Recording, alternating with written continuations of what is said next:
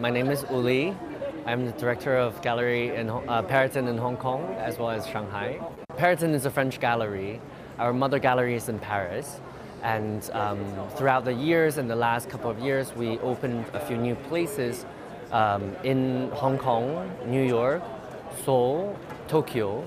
And at the end of 2018, we will be opening our sixth gallery right now, which is in Shanghai. This is our booth in our Basel in Hong Kong. We currently, at the moment, we have a show in the gallery in Hong Kong, which is called this show. Important upcoming American artist, which symbolizes a lot of, incorporates a lot of the future's aesthetics into his works. So, and this is our booth, yes. Today I'll be focusing on 4 pieces from our masters from different time. On my most left-hand side, there is a Bernard Frize.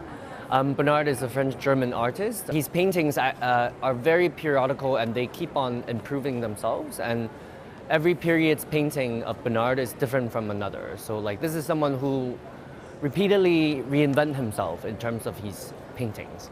And we have, most likely we will have a retrospective show of his in the Pompidou in 2019. So this is a very important artist. And right next to Bernard, we have a piece by Hartung. Hartung passed away in the 80s. However, this is an old veteran artist who has lived through the Second World War, and he lost a leg in between. During his professional career spans over 40 years, they also have significantly improved the works by themselves. So like the 80s works and the 70s works and the 60s works are completely different.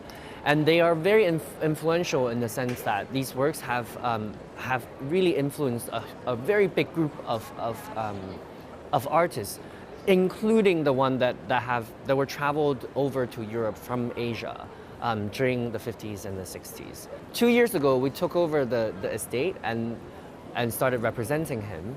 And therefore, we have been doing this worldwide alongside Simon Lee Gallery. And then last year, we presented a solo booth between the 2 galleries in Basel.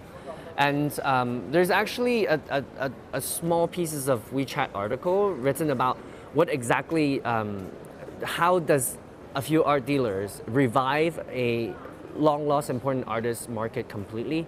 And that's exactly what the galleries do. This is our job. We try to promote him just because he passed away, does not actually wipe out all the influences that he had once upon a time. The black and white painting is actually by Li Bae. He uses Li Bae is a Korean artist who lives in Paris. And then we still have, he mainly uses charcoal as his medium. And there's a lot of process involved. There's a lot of working with his own hands involved. And when we set up, right now, Li Bae is having a show in our Paris Mother Gallery. And the show will go on until May. So for the Korean generation, he's a little bit younger therefore I wouldn't think he's considered as dansai kwak or monochromatic movement. However, his paintings are aesthetically very beautiful, and they have been very attractive to bridging the Zen or the culture between the East and the West. Hence, we're also trying to promote our Asian artists in our Paris gallery. And the sculpture work on my left-hand side is by a Belgian artist. His name is Wim Delvoye. He truly is quite a genius. In 2002 Venice Biennale, he produced a machine, a mechanical machine, and through the process, on one end, it's a huge machine. On one hand, you input food, on the other hand, feces come out. Yes, so essentially he's a very challenging one, but with a lot of fantastic ideas. He incorporates a lot of aspects of human nature, religion, society, and this will be our opening artist show for our first show in Shanghai. And there are some of his works that will encounter difficulties in terms of permit getting. However, we'll showcase the part that are non-political and non-sexual of his work body, which is actually very architectural, as you can see from the sculpture.